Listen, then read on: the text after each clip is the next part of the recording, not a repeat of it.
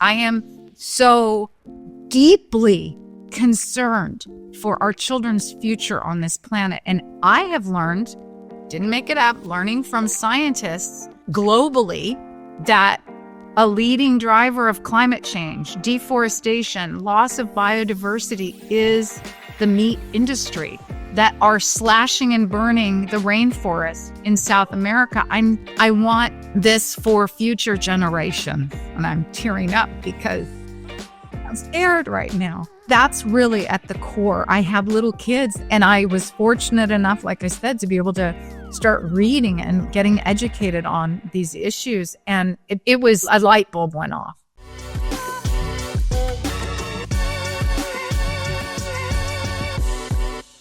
What if the answer to a healthier future lay in the humble bean? Hey there, Health Feast listeners. Dr. Rock here. And on this episode, Poe and I are joined by the vibrant Barbara Gates, a food activist, educator, and founder of Healthy Kids, Happy Planet. Barbara's mission? To get kids excited about nutrition, global cultures, and sustainability, one bean at a time. Her journey is wild in the best way. What started as a frustrated mom pushing back on her child's school milk policy led to statewide resolution prompting vegetarian meals and eventually national curriculum called Cool Beans from around the world. And Barbara doesn't just talk about change, she performs it. With her theater background and boundless energy, she brings classrooms to life as Queen Bean, singing songs about lentils, navy beans, and transforming nutrition education into pure joy. Well, in our conversation today, we dive into how school food policy became her unexpected calling, the power of culture and story and changing eating habits, and why beans are nutritional superstars and how to get kids excited about them. And we talk about what it takes to create a truly happy planet through food and education. Barbara doesn't just talk about change, she embodies it. One classroom, one child, and yes, one bean at a time. So, whether you're packing your kids' lunch, advocating for better food in your child's school district, or just looking to reignite some hope in how we nourish the next generation, this episode is the perfect companion. Prepare to be inspired by the power of purpose, play, and the plant-based path forward. So let's do the show. Barbara Gates, welcome to the Health Feast. We are so honored to have you here. And beforehand, I was telling Poe how we met. Like how we meet, I meet a lot of our guests through the American College of Lifestyle Medicine. We met at a feast. We met at a feast. It literally was a feast. It was an amazing feast that Lifestyle Medicine Conference was having after a brilliant day of tourism conferences. Yeah. Yes. And our conversation was a feast. Like you were so, you were that night. I remember just so animated and passionate. And I was telling Poe, I was like, she has so much energy around what you do and what you've created. And so I get really excited about beans. About beans. Yes, about beans. Legumes. You get really excited about beans. I mean, who gets excited about beans? I get excited about beans. Poe, do you get excited about beans? Yeah. Okay. Yes, I do. Okay. So anyway, so that's why we're here today. I said, when can we have you on? I just got to say, meeting you was a highlight at the conference because you're a lot of fun. You were animated and fun, and we had good chemistry. That's right. Nice. Yeah, we kind of got lost in our conversation, and then we looked over and we're like, where'd everyone go? You know, we were just in this. So, Barbara, you have a not-for-profit, Happy Kids, Healthy Planet. Opposite. Yeah, it's a I screwed it up. I knew I was going to screw it up. I practiced it beforehand and I screwed it up. Okay. Healthy Kids, Happy Planet. Yeah, it's like cause and effect. And everybody, it's hard to come up with a name. But the idea is if we get the kids healthy, we can heal our planet and have a happy planet. It could go either way. It could go either way. Pat, you should get the other version of it too. And then like if I go to the website, Healthy Planet, Happy Kids, I would go there. And then if I go to... Somebody probably already has it, but anyways. Because it is the same cause and effect the other way too. Yeah. Because if you have a Healthy Planet, you'll have happy kids. Okay, so to tell us the genesis of that and a little bit about what it is, the work that you do. Okay, and Dr. Rock-and-Poe, I want to encourage you. I am long-winded. I get very enthusiastic about what I do. So hopefully I won't drone on for too long.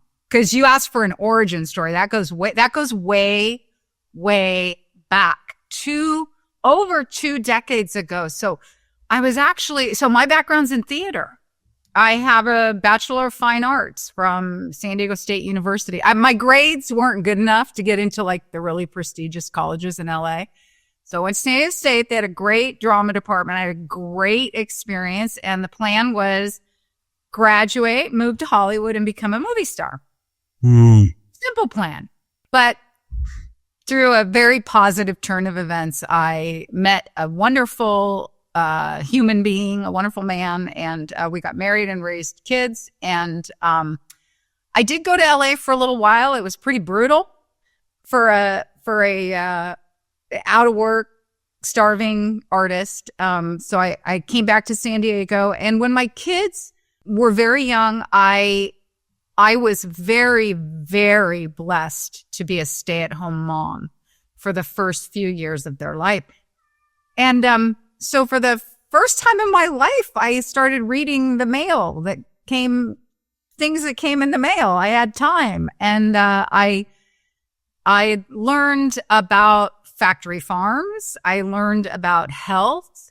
I learned about the environment. I learned about these things in the context of how our food, what we eat, and our food systems, how it impacts the environment and animals and our health. And being a young mom and wanting to do the right thing by my kids, we went plant-based before they were 5. And then to help with our income, I started a daycare. And it was tons of fun, easy money. I loved it. But I served plant-based organic food. And my husband would always say, well, we're not making any money because you're spending all the money on organic food. And we were. But I wanted to do right by my daycare kids. And that was my introduction into the USDA programs that support childcare and schools. And they wouldn't reimburse me because I didn't serve cow's milk. So here I was, spending lots of money on the most healthful food, and I couldn't get reimbursed because I didn't serve cow's milk. And that was an introduction into kind of the way that the industries can influence government policies. So then when my kids got to school and I saw that the nutrition education came from the Dairy Council, primarily, they're our primary food educator, and teachers were teaching my children what I thought what I had learned from experts. I didn't make it up. I'm not a scholar.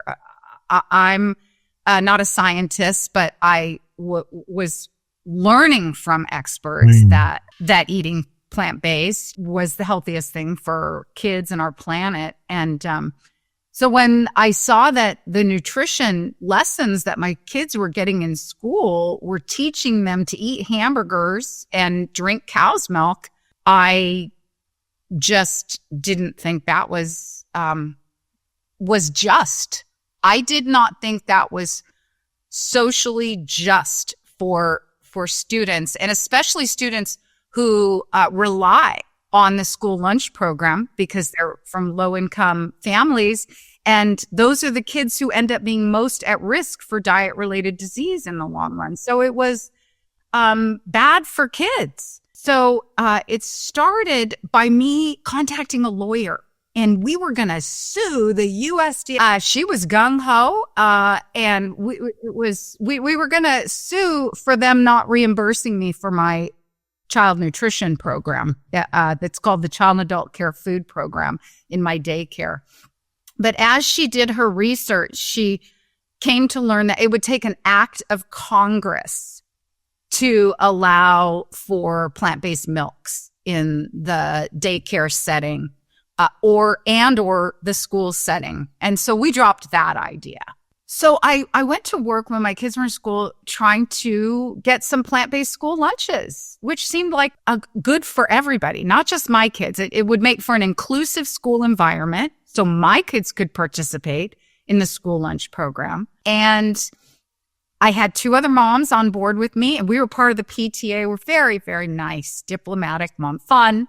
You know, we helped put on the Halloween carnival and back to school night, and we're involved community members. And we started contacting school nutrition to see if we could get some plant-based lunches into the school cafeteria. And the school nutrition director at the time graciously invited us to offer some suggestions. We took this very seriously. And myself and these 2 other moms, with our toddlers in tow, went to the park every week, and we studied what would meet the USDA school lunch guidelines. And we came up with a week's worth of menus. We submitted them. She tried a couple of them. But the reality was, when you put something like minestrone soup or a veggie burger, and this was over 20 years ago, up against pizza and hot dogs, they're not popular. The kids aren't going to choose them. And therein lies the problem with our school lunch program that I hope we'll delve into, is getting kids to choose these items. But ultimately, our suggestions were dismissed. All our hard work was thrown out the window. We didn't give up. We scheduled meetings with the school board. Ultimately, we were sent a letter from the superintendent telling us that our agenda, that our goal was inappropriate. And we were aligned with animal rights groups, and we were no longer permitted to contact school nutrition. Like, we were banned from school nutrition with a letter. Interestingly enough, they can't do that anymore. A few years later, in 2006, Congress passed an act that calls for schools to have wellness policies. And that's something I really want to get across to any parent who's listening and wants to make change in their own district, has this wellness policy that they can refer to, and hopefully a wellness committee that they can participate in. But things changed. They were no longer allowed to ban parents, but this was back in 2003. But it ended up being a blessing in disguise, because one of the moms said, well, let's go to our legislator. I told you I'm a theater major, so I don't know anything about policy, but I'm always up for adventure.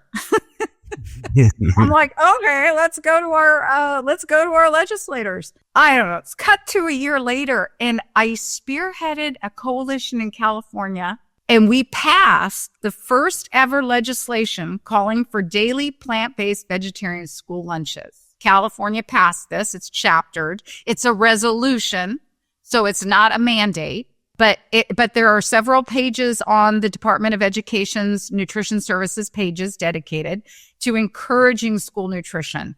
And then I'm almost to the end. Then, after passing the legislation, I had little kids at home. So I was done. I was like, okay, I did that. Now it's somebody else's turn. And I took a break. And the kids are in middle school. I'm middle aged.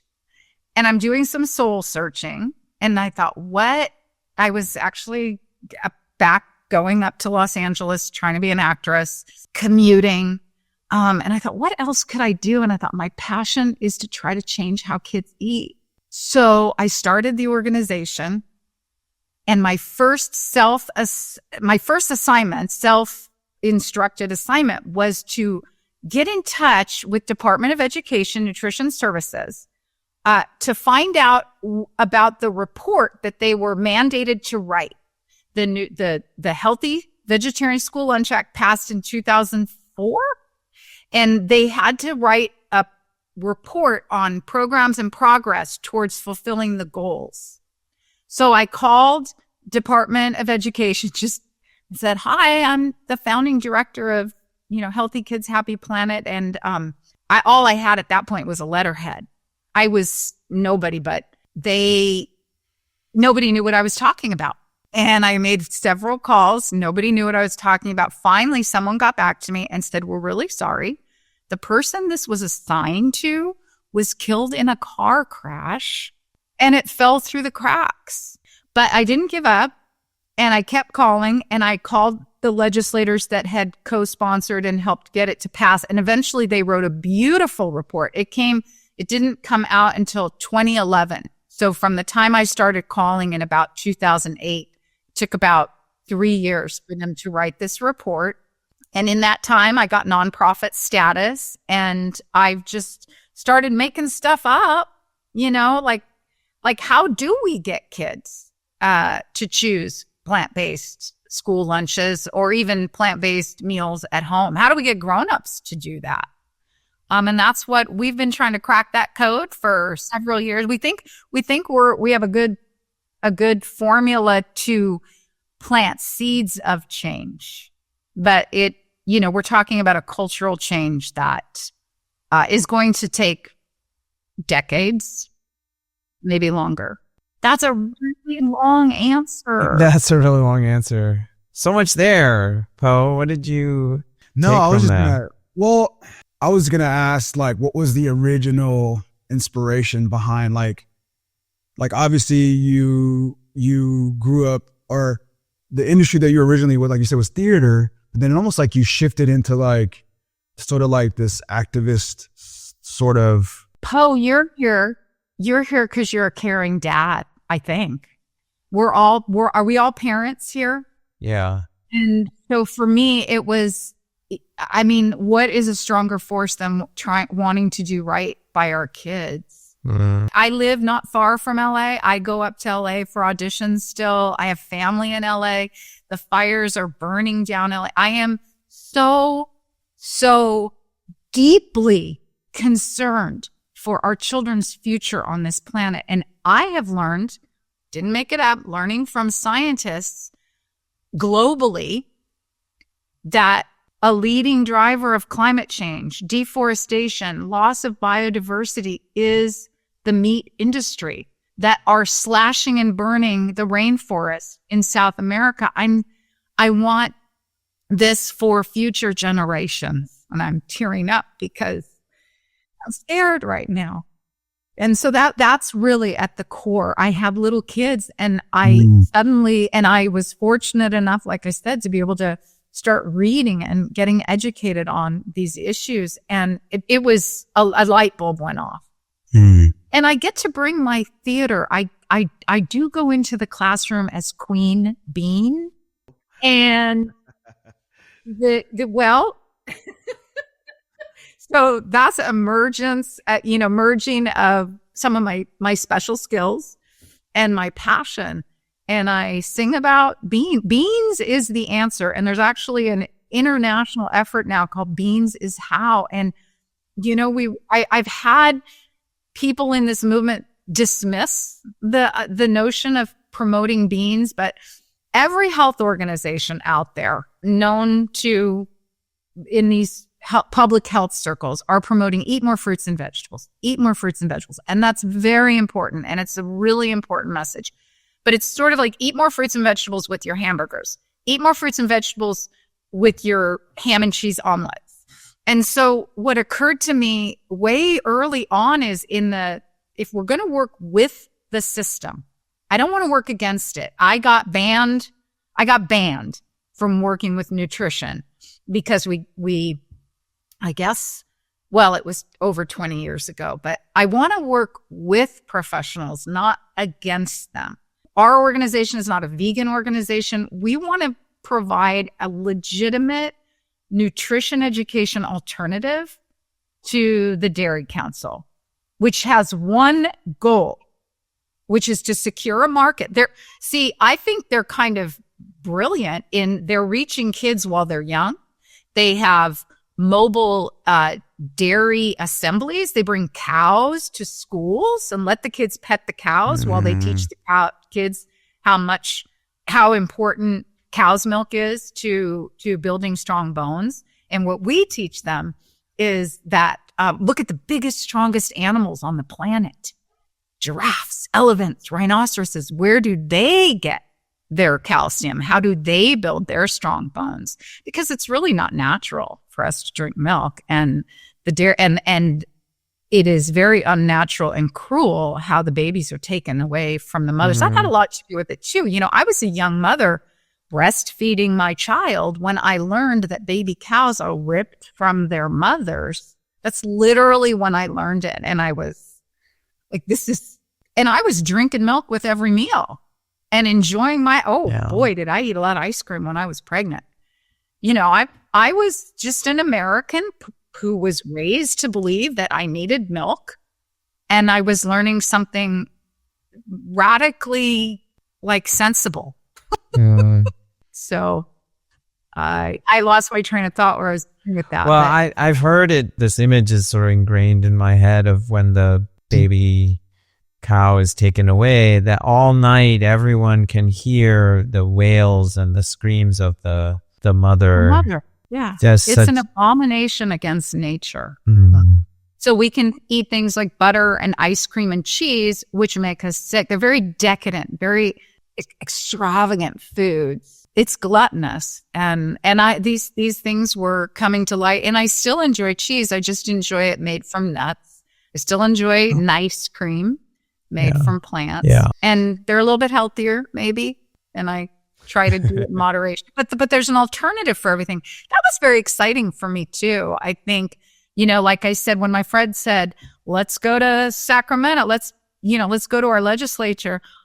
I think this lifestyle, if you just have a little sense of adventure, it's really fun to discover all the alternatives. I had a question. So you're talking about the legislator, and I just wanted to know, like, for those that are listening, could you kind of give us what that looks like for you trying to incorporate this nutritious meal in, you know, the public sector? Like, because you mentioned that, and I'm like, I wanted to ask you, like, what does that mean? You know, like you said, you got, instead of an amendment, you got, or is it a resolution? A resolution. Yeah, resolution. Yeah. Maybe talk a little bit about that, because then people can kind of get a sense of like how difficult or how challenging it is to like make change in your community when it comes to something like, you know, providing other options other than meat products, like how to incorporate more healthy, nutritious meals for our kids. You know what?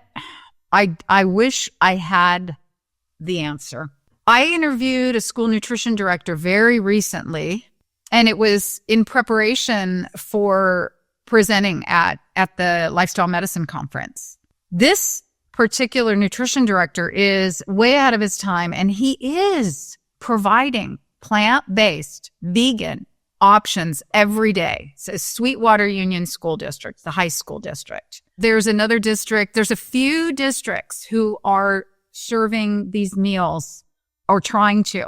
But what he shared with me, or what came to light, is that I kind of did the math. And there's so many thousands of kids in his school district and so many schools. And if you divide up the number of kids by the amount of high schools, it's about 1,000 kids, somewhere between 500 and 1,000 kids at each school. So I asked him, well, how many plant-based lunches do you serve? How many kids take those lunches? And he said, and he was, had one of his partners in the room, and they kind of looked at each other and said, we prepare about 25. So 25 out of 1,000 students are choosing the plant-based option. That goes back to what I was saying. Therein lies the problem. How do we get kids to choose the plant-based option? And, you know, based on my experience and how successful the Dairy Council has been teaching our kids for 40 years, for me, the answer, and I don't know if I'm right, but it's where I'm putting my efforts, is to teach the children. There's a wonderful saying by Confucius, you know, if your plan is for a year, plant rice. If your plan is for, 10 years, plant trees. And if your plan is for 100 years, teach children. So I think that we need to impress upon them at a very young age, when their hearts and minds are open, in those formative years. This is when kids, before the age of 9 even, but on into middle school, It's when they're forming their beliefs and values. And so whenever we go in, our programs emphasize how they can make a difference for nature and animals when they eat beans for protein. And that brings me back to that. I was talking about working with the system. The system in our USDA National School Lunch Program and basically in classrooms, I'm making a circle because I'm recalling the healthy eating plate. Yeah. Well, they use the healthy eating plate, which has 5 categories: fruits, vegetables, grains, and protein. So, and protein is so encompassing. But there are only 2 plant proteins that are listed or that are in any way promoted within that healthy eating plate. And we know grains have lots of protein, and even fruits and vegetables have protein. But if we want a protein food that's concentrated, we have nuts and we have beans. And there you go. But then it gets a little bit more complicated because there's so many nut allergies. We can't bring nuts into the classroom, or we shouldn't. We could, but we'd have to make sure there's no nut allergies. And beans, I've learned through the Blue Zones and through the Lifestyle Medicine, College of Lifestyle Medicine, that beans are, the single greatest predictor for longevity, and they're full of fiber and protein and vitamins and minerals. They are as well. In 2016, was a very, very, very good year for me. The United Nations declared pulses, which is a fancy word for beans, peas, and lentils. They declared beans the superfood of the future, which is a term that we use in all of our education materials, that beans are the superfood of the future. So we focus on beans. And I've had that dismissed by some vegan proponents. Oh, well, I don't expect everybody to eat beans. I don't think that's very good. Yeah. And it is a hard sell. I have my work cut out for me. Barbara, I probably eat 3 or 4 servings of beans every day. I'll be honest. I put beans in my oatmeal, like ground lupin beans, which kind of cook up like oats. So that's a little tip for our listeners. Yeah, that's a great idea. Yeah. And then I eat, you name it. I'll put on my wrap, if I make a wrap for lunch, I'll put hummus and I'll put whole beans or tofu or both. I can't have enough beans. And you're right. Like, there's so much evidence, in the United States, used to call it the Hispanic paradox. Now I call it the Latino paradox. Is this idea, actually, if you look at Latino Americans and their predictors for longevity, like their socioeconomic status and some other factors, they have higher life expectancy than pretty much every other group. And one thought is actually regular bean consumption is the reason behind that they have generally daily bean consumption. And you pointed out in the Blue Zones, you're familiar with the Blue Zones, like the longest living. I was just one of the questions I was going to ask you is, like, with your now, like, it seems like you've been doing this for a very long time when it comes to like your life pursuit. And I was going to ask about how, like, what have you learned, and because, well, 2-part question. The first part is like, what have you learned? And then the second part of it is how have you noticed a shift? Like, I feel like it's slowly becoming more open to plant-based eating now, more so than ever, in my opinion. Now I'm not sure in your population with the kids. I'm not sure if that's true, but I know, like, I'm just noticing more options when you go out to eat. There are more plant-based options. Whereas, like, I would say 20 years ago, it was none. It was hard. And my kids got made fun of because they had, tofu in their school lunch. Those are really good questions, and I'm going to try to answer them without forgetting one of them was, what have I learned? So let me do that one. And then the second one is, what change have I noticed? Yeah. Have you noticed a change in the culture of now you see more? I mean, I just noticed, and I just want to know what your opinion on it. Do you notice it on, in your work and in your day to day? Because I feel like every restaurant now has options for those who are eating, plant-based. So yeah. Well, what's really lovely, is I don't get banned We have not been banned. In fact, we meet school nutrition directors who love what we're doing. Mm-hmm. So the culture is shifting, and so what I've learned is, well, what I mentioned it earlier, what I believe is the formula for change is teaching children. Mm-hmm. And we're not necessarily turning kids vegan. We know we don't have that power. And we don't even want to do that. That's not fair to young children to bring in. Veganism is a lifestyle, and it's about not being cruel to animals. We're not going to talk about cruelty to animals with kids. That's cruel to kids. What we do is talk about how we can help save wild places and wildlife. And there was a New York Times article a few years ago with a child psychologist who said that one of the ways to get kids to eat healthier is to give them reasons outside of themselves, to appeal to their heart. And if they know that they can help animals and nature, they might just start to care. And so that's a formula that we use. One of the things I do when I first start a presentation in a classroom, I'll say, well, a little bit about myself. I love animals. And I have a slide in the background with beautiful polar bears and dolphins and beautiful wild animals, not cows, chickens, and pigs. Yeah. I want to be invited back. And there's also a big image of the Earth. And I say no other planet for as far as the biggest telescope can see, way out into the furthest galaxies, has, rivers and oceans and forests and brilliant, beautiful animals. Thumbs up if you love animals too. Well, the question was essentially, I'll just bring you up to speed. The question was, has she noticed any change, since she's been doing it for 20 plus years. So has she noticed a shift? And I'm drawing a blank on the other. And what have I learned? And what have you learned in 20 years? Plant-based, becoming more. Yeah. Or do you, because I was just sharing how I'm noticing more options when you go to a restaurant, there's more plant-based options. And yeah, so that was the second part of the first part was, why am I keep? Yes, thank you. What have you learned in this pursuit? Yeah. Yeah. So, and I was just sharing with Poe that where we left off was, of course, I went off on a long-winded answer, but about how we're trying to we don't talk about veganism and animal cruelty, because I think that would be cruel to kids to do that. What we do though is try to educate them and empower them to know that their food choices can make a difference. And I start the presentations by saying a little bit about myself.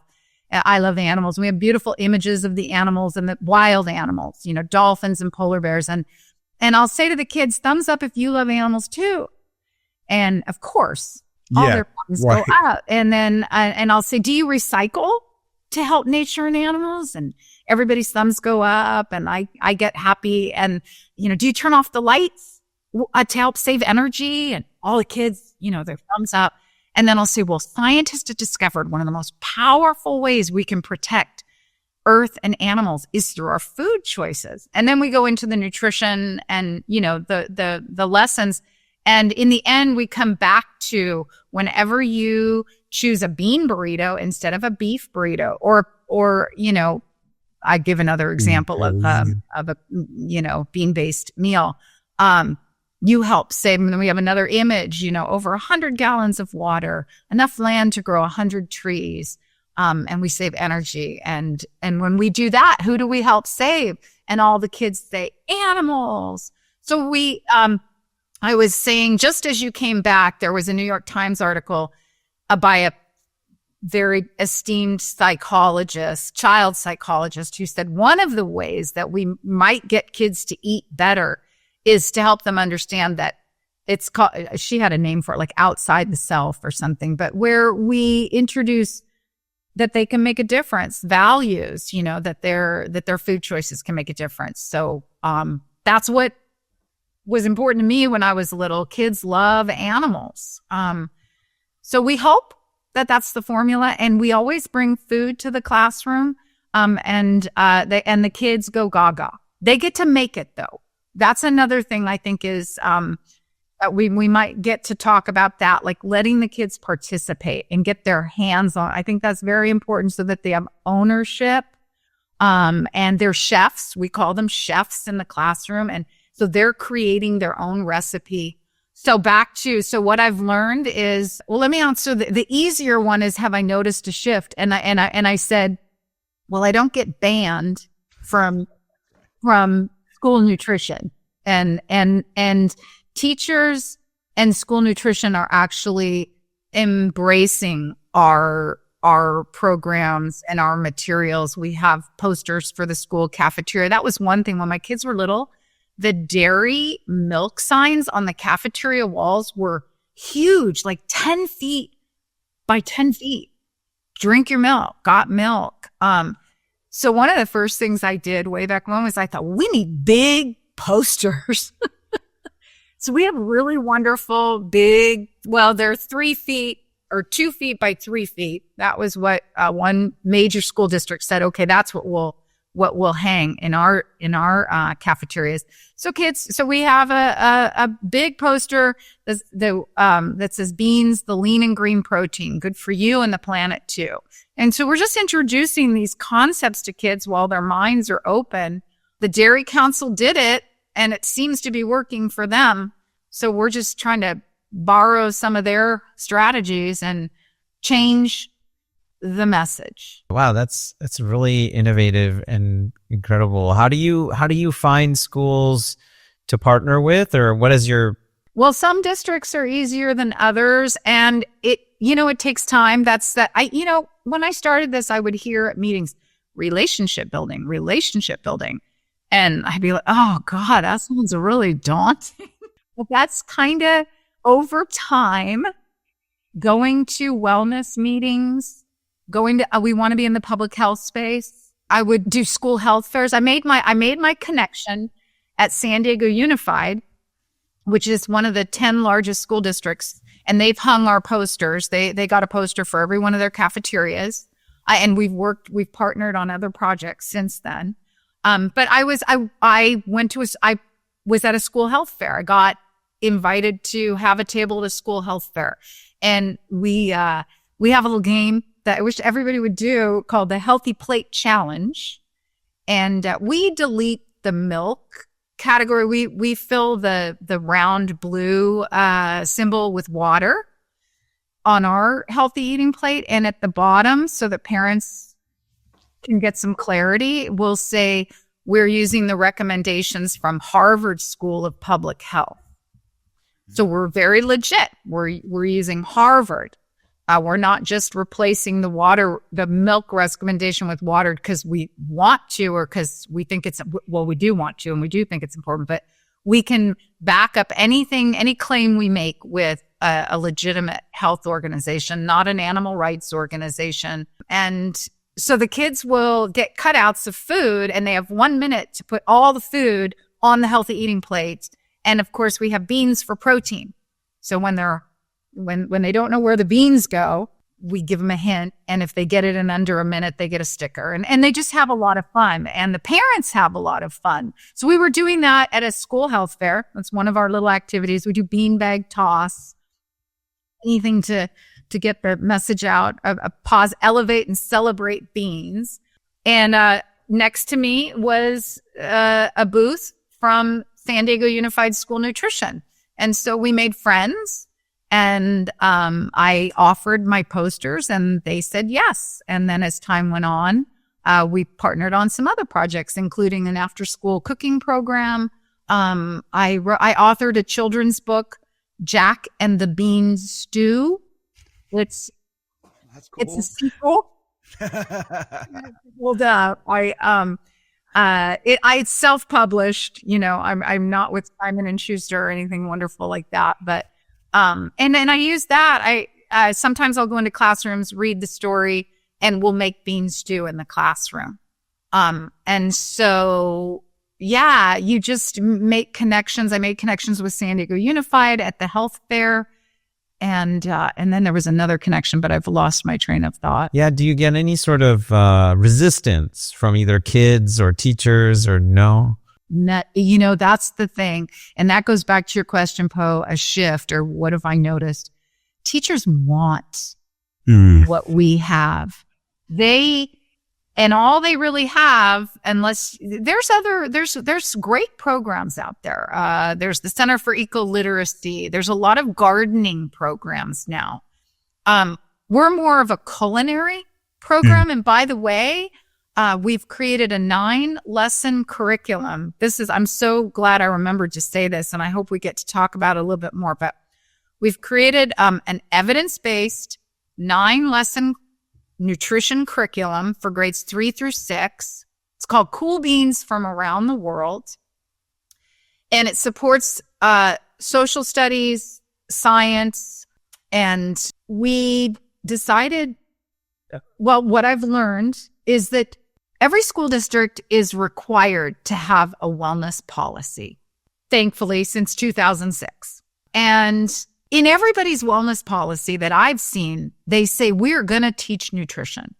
We're going to teach nutrition to all the grades. And the California Department of Education has a very elaborate framework for exactly how to meet the standards, the 8 national health standards. There's 8 overarching national health standards. Do teachers teach it? It's not tested to like science and math at language arts.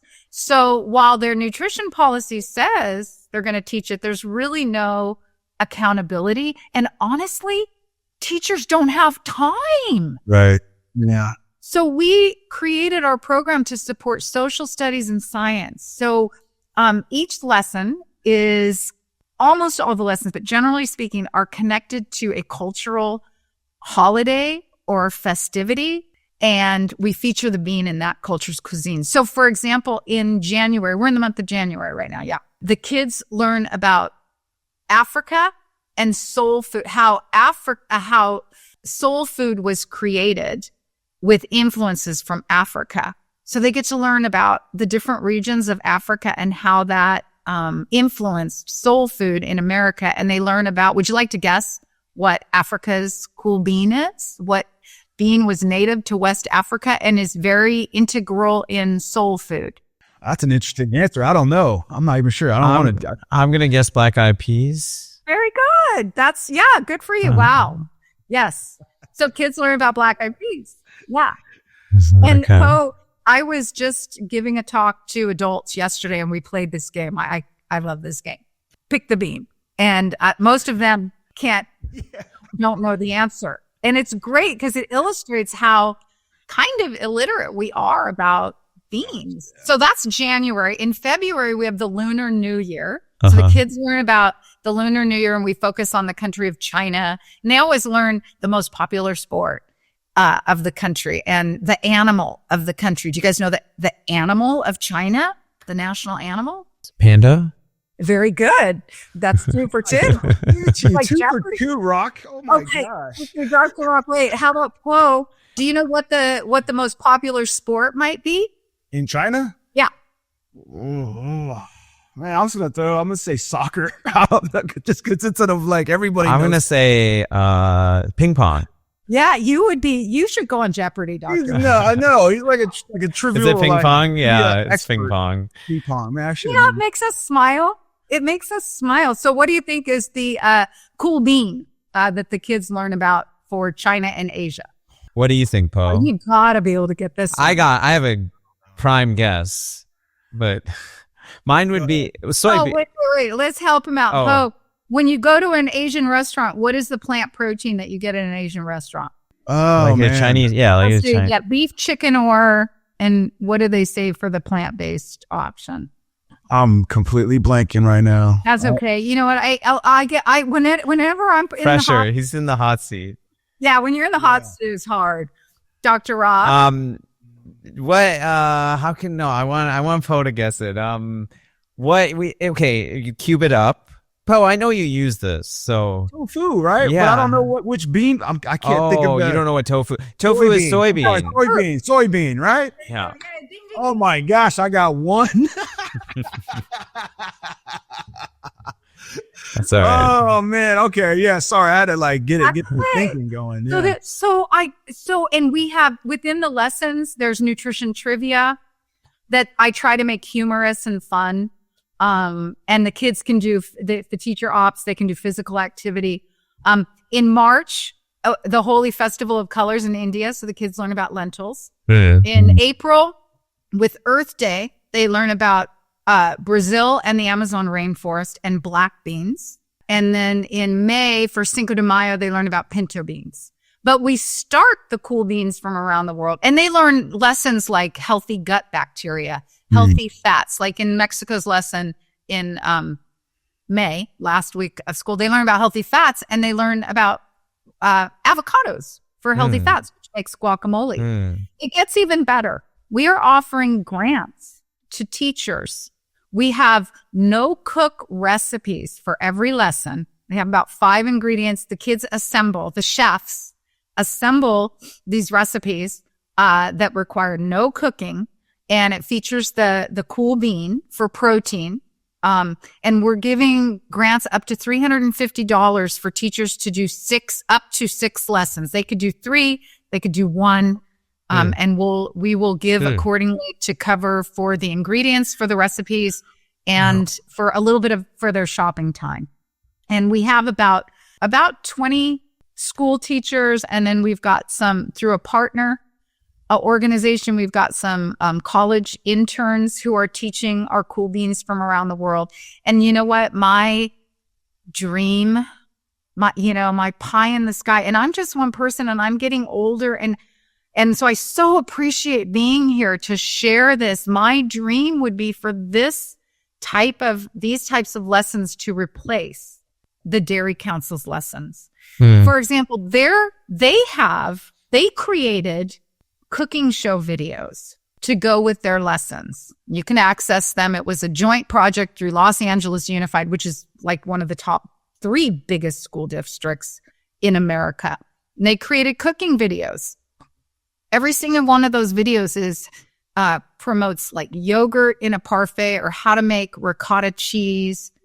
It's so blatantly obvious that they're just there to get kids programmed to think they need these products. Well, because I was a drama major, you go to our website, we have cooking shows with all of our lessons, but I have a co-host. And when I did, for example, for India's cool bean lesson, there's a doctor from the College of Lifestyle Medicine who partnered with me to be my co-host.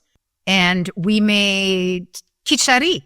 We made Indian food. For the Africa lesson, I was blessed to partner with Dr. Christopher Carter.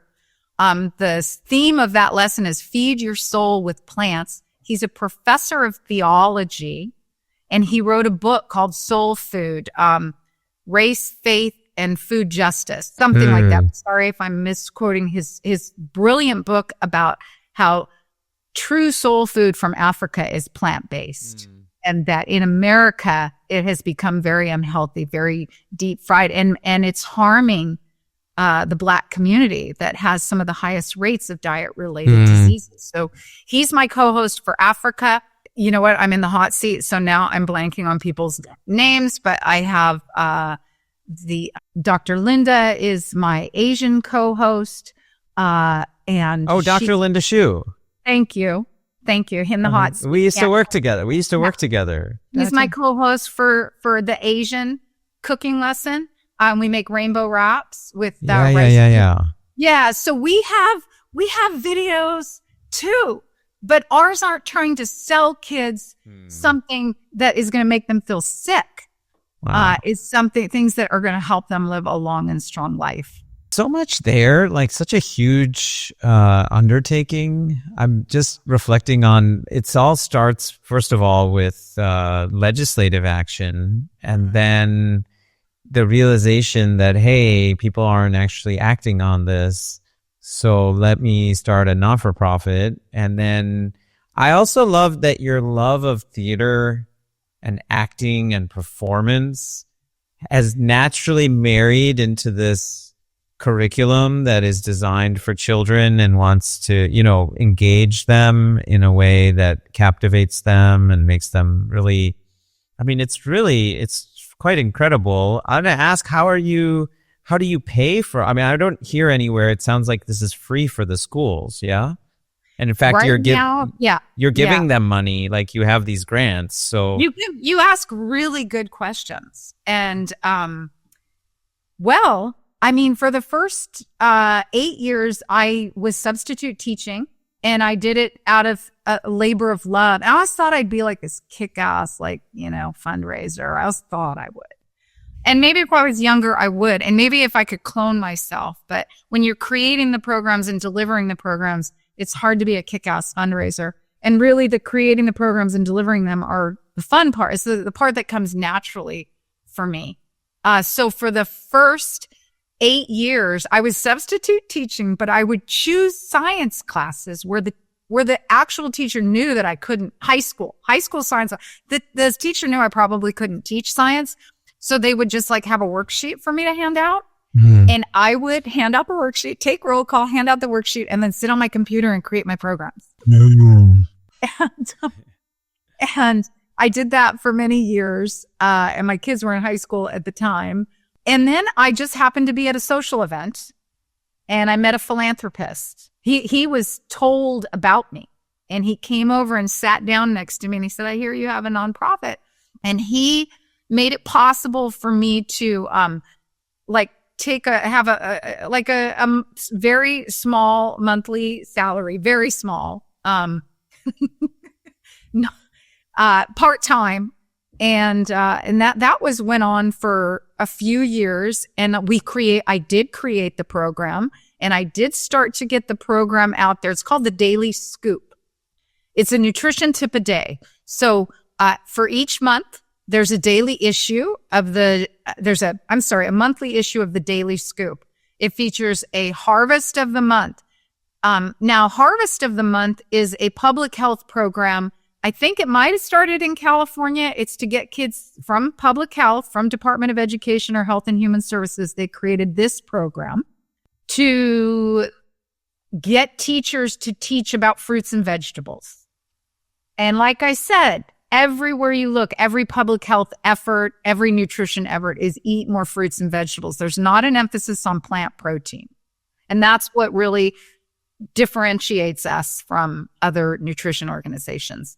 And so we have this monthly issue we send out to teachers with a nutrition tip a day. And each week we'll have a fruit harvest of the month, a vegetable harvest of the month, and then our original spinoff, the cool bean of the month. And of course, it has a cultural tie-in with what's going on that month. And I went over a few of the months. We start in September. That's an introductory. And then in October, we start with America's Cool Bean. And I'm going to come back and see if you know what America's Cool Bean might be. And then for Native American Heritage Month in November, we talk about the Three Sisters agricultural practice, and it's the kidney bean.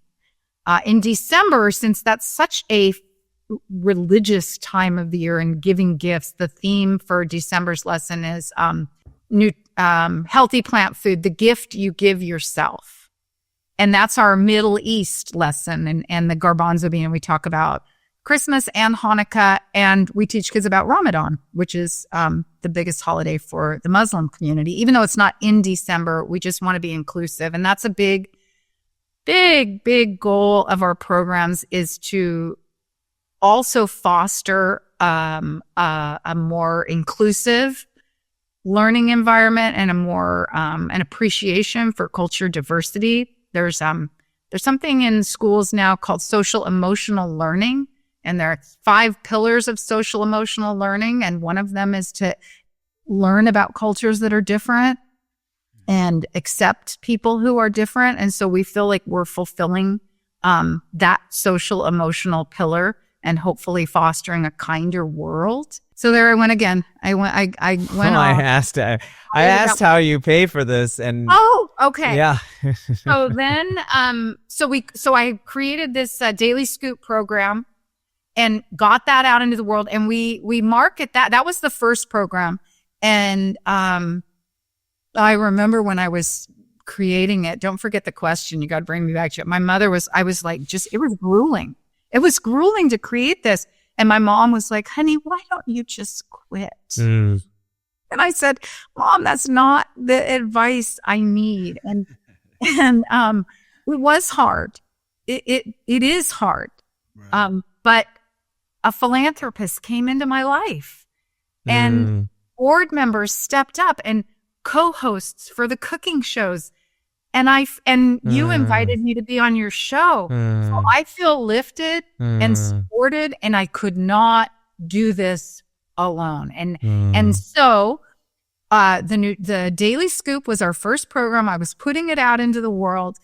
We market it by saying it elevates nutrition education to a daily practice without adding more than a minute to a teacher's busy routine. Because remember, teachers don't have to teach it. They don't have time to teach it. But in the mornings, they're usually doing the flag salute, and they're talking about the weather, and they're talking about what's for lunch at school that day. So they have this little opening routine. If they can add this nutrition tip, here's your daily scoop of good nutrition news, a little blurb about whatever the harvest of the month is, and then there's a Friday fitness tip. There's overarching environmental themes like, eating in season. So it's a sophisticated program in a minute a day for teachers. So I was getting that out into the world, and another organization offered to promote it for me. So again, just, that thing when you set your mind to something, the universe conspires to help you. Those things. Synchronicities. Those things were happening, and synchronicities. Yeah. And then, so that was keeping me on track. I had this philanthropist who made it possible for me to have part-time. And then when this other organization got involved, they introduced me to another philanthropist. And our major funding comes from a grant from a foundation. We do get individual donations. So we have a donor base. It's not the same size donor base as your national nonprofits. We're very, very small. We're local. And I didn't turn into the badass fundraiser that I thought I would be. But luckily we have donors who really believe in this mission.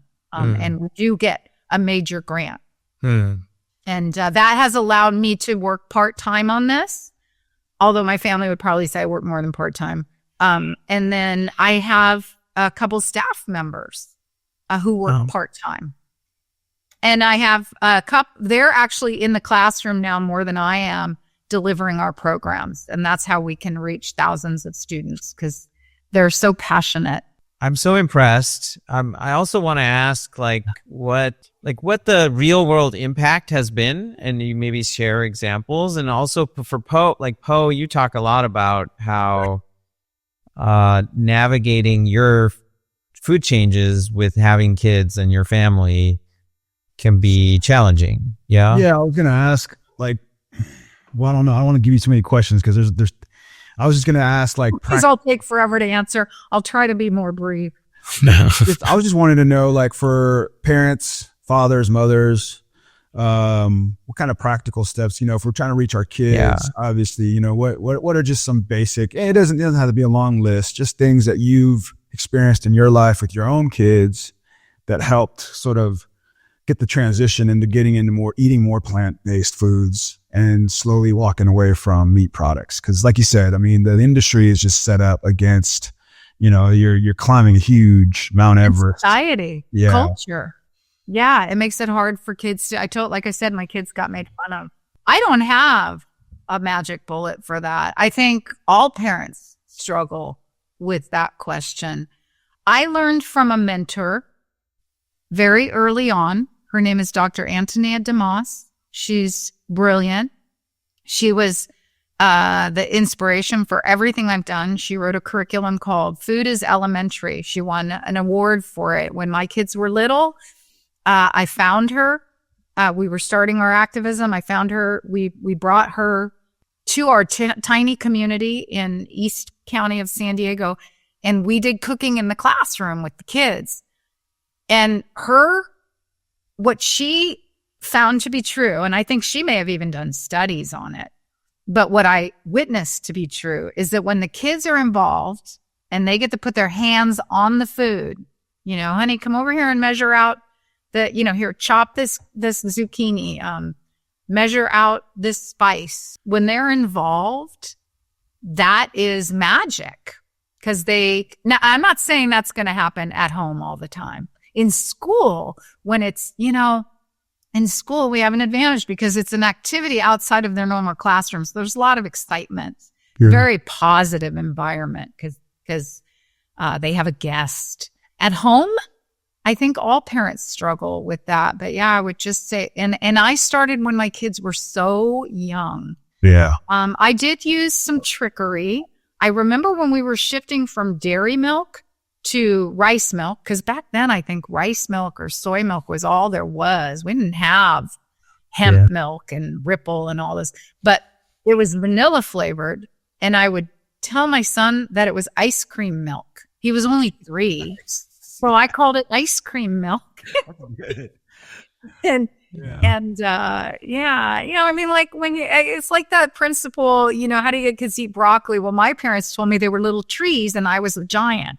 And then I thought it was, I was special because I was a giant eating little trees. So creativity and letting them. It sounds like even in your curriculum, I just noticed there's a lot of engagement. Like most of your curriculum talks about getting the kids involved. And I feel like that's definitely a good way to make them participate in, the preparing of food, or like how you utilize, the different countries and the beans. And it's like, so I feel it just sounds like what I'm hearing is just your curriculums and how you get to the kids is essentially having them participate in, understanding the bean, understanding how many different parts of the world also has, they eat beans as their main source of protein. So, and it's the superfood of the future. There you go. I didn't make up. Right. Yeah. United Nations. Right. Yeah. And that it's the earth-friendly protein. When you eat this protein, you help save nature and animals. My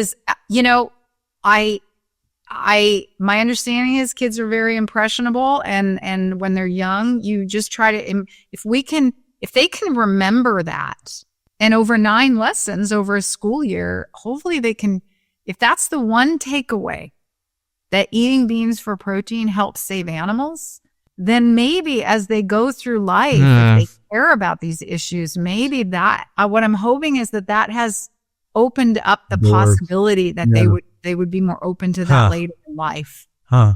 Makes sense. Yeah. One thing I'm interested, do you get feedback? I can imagine you get some of these kids really excited about beans, but then they go home, they're not the ones doing the cooking, in their house. So how do you engage the parents? And that's, I guess, my question. That is a really good question. You ask really good questions. At this point, with our limited resources, we send the kids home with a flyer. And with our daily scoop, there's a printout. We have it in English and Spanish that teachers could print up and send home with the kids. And it has, new highlights from what they learned that month. Whether the teachers are doing that, we have no way of tracking that. We don't have the bandwidth to track that. When we do the cooking activities, when we're actually live and in person, we also have things for them to take home to the parents. Mm-hmm. There's a wonderful organization in New York called the Coalition for Healthy School Food. They've done a lot of parent involvement, and I don't know how they do that or what their resources are. That's been a big focus for them over the years. I really don't know where they're at with it now. That would be taking it to the next level, is community events. To that degree, we do outreach at Earth Fair. We do school health fairs when we're invited, if a school has that, which is very rare. So we try to reach the parents at community events. But it's tough. That's a tough question. Well, I like the idea of, and I don't know if this ever happens, maybe it does, like of the child becoming the agent of change in the home. Like they learn about this at a young age. Like my 10-year-old son got really into Rubik's Cube, like cubing. Like he does Rubik's Cube, and my brother-in-law showed him how, and now he's like obsessed with it and he does it all the time. But then like inevitably his sister kind of got into it a little bit and his younger brother got into it a little bit. Like you see how when one child, and my wife just spent all day with him at a cubing competition in That's the so East Bay. cool. So when you see when the child brings something home that they're excited about. So I'm wondering, do you encourage kids to go home and talk about this with their parents, or to talk about how much that maybe the food they ate at school was enjoyable, or that they want to make changes at home? I don't know if that ever happens. You know what? It's not written into my script. I haven't specifically said to the kids, now kids, make sure you go home and share this good news with your parents. I should add that to my script. I have teachers that have worked with us over the years. For years, we've been invited back.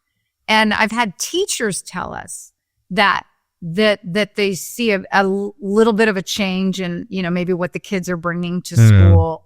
And I've had teachers say that the kids have influenced the parents, but that's anecdotal. We're not in a position to do studies and really find out. It's kind of like kids learn a lot in school. And then they come home and the parents go, what did you learn in school? And I'm hoping lesson now. I think if there were ever a lesson they were going to say, oh, we did this, this would be the one. They might not go home and talk about language arts and science, but I think they might go and say, oh my gosh, we made this, wrap in school, or we made this recipe and I learned about. I hope we're trying. Yeah. I mean, there's how do we make cultural change? It's big. It's big. It would take an act of Congress. Going back to coming full circle, an act of Congress. And there are things happening in Congress. Well, they were happening. I don't know if they'll be able to sustain, but there's several, and I can't recall them off the top of my head, but I could, for the podcast, I could get these acts to you. It was on a slide when I presented where we met at the Lifestyle Medicine Conference. There's like 4 federal acts. One is to make soy milk available in the school cafeteria. So there are congressional acts, and so parents and listeners can call their representative and say, please co-sponsor. But then we got to get the kids to choose. Which is making it, approachable, enjoyable. We had a guest on, David Goldman, remember Poe? He said, make it a party. What kind of party do you want to come to? I want to come to the bean party, actually. Is what it sounds like. Sounds like Barbara's bean party is a lot of fun. Yeah. We sing. Yeah. We sing little beans. Yeah. You learn the bean song? Sure. Is this the one, the more you eat the wonderful fruit, the more you eat, the more you toot? Beans, the wonderful fruit, the more you eat, the more you toot. The more you toot, the better you feel. Yeah. So, no. Bro, this is a classic song that goes back decades. That one's a classic too, I will tell you. And it's easier to remember. I'll tell you what, I teach kids this song in the classroom, and I sing it at the end of all the cooking shows. We have a sing along, at least most of them. Hopefully it's made it into most of the cooking shows at healthykidshappyplanet.org. And all of our resources are on the website. They're no cost. Wow. Anyone can use them. Wow. Well, we want to do what the Dairy Council is doing. They make all of their resources available for free. They're across America. We need, your listeners to be ambassadors for our programs in their school districts, on their wellness committees, or just with teachers. So do you remember where I was going with that? Oh, the bean song. So this bean song is decades ago. It was from a musical, and then it was revived in Ice Age 2. Okay. So it is semi-current, but I rewrote the lyrics. And the first verse is, food, glorious food from Earth's magical garden. Did you know that healthy food helps improve your mood, your gains, grades, and your organs, like your brain and your heart and your kidneys. Oops. Salads or sandwiches. What's best is the question. Queen Bean has the answer, kids. Beans are perfection. Wow. That's right. That's amazing. So this is the part where we teach the kids, and it's an unforgettable tune. I didn't write it, but I rewrote it, and they'll be singing this in the hallways. Beans, glorious beans, the healthy plant protein, helps bodies grow strong, helps fishes swim and in blue streams. Why should we eat bean protein? It could save the world. Oh, beans, magical beans. It's getting high here. Beautiful beans, glorious beans. And we teach it to the kids, and they sing it in the hallways. And we hope we have planted bean seeds forever in their fertile young minds. I love it. Oh my God. And I love that it's a curriculum that's available for free.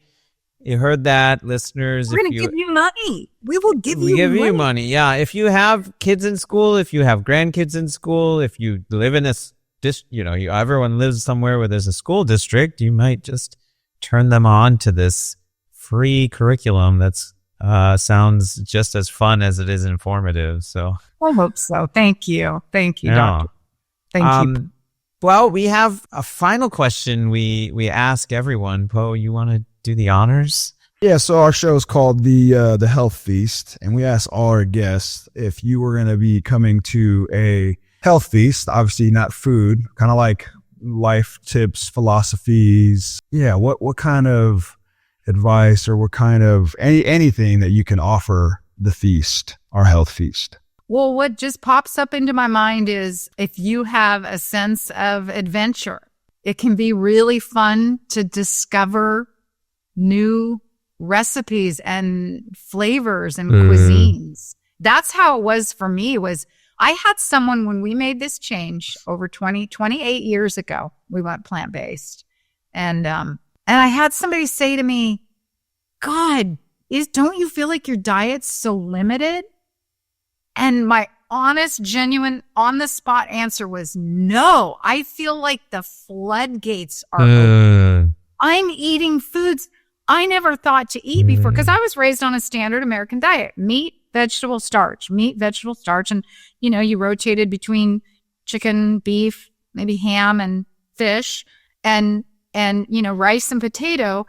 And I was eating foods that I never even knew existed. And I'm all for keeping it super simple too, like a global bowl. So pick your grain, roast some vegetables, and top it with that particular bean that's popular in that cuisine. And I'm all for at home buying store-bought sauces, and so what have you heard this joke? What's a vegan's best friend? No, I haven't. What? A tasty sauce. You can make everything taste good with a tasty sauce. Yeah. So, and I think that's true even for meat eaters. That's true for even meat eaters. Yeah, you go to a fancy restaurant and they've got the plates all dotted up with sauces, and that's right. Yeah, making it look gorgeous. So one of my patients, when I was a clinic doctor, I helped him transition to plant-based diet, and he's retired, and he goes out with his friends who are also retired, and he said they started giving me a hard time, doctor. And I said, yeah, and how do you feel about that? He said, well, I told them, I said, the only reason you like your meat is because they rub plants all over it. So, which is true. I think everything, we eat, generally speaking, that we like has herbs, spices. Oh, I love that though. That's the invitation to be curious and not to fear this change in lifestyle. It actually is like telling people, I tell my patients this, I say, I want you to imagine a future where you will love your food and it'll be different. you'll love your food and it'll be different. It'll actually be food that you really, really, really enjoy, and it'll also fuel your best health. And that future exists, but you have to be open to getting there.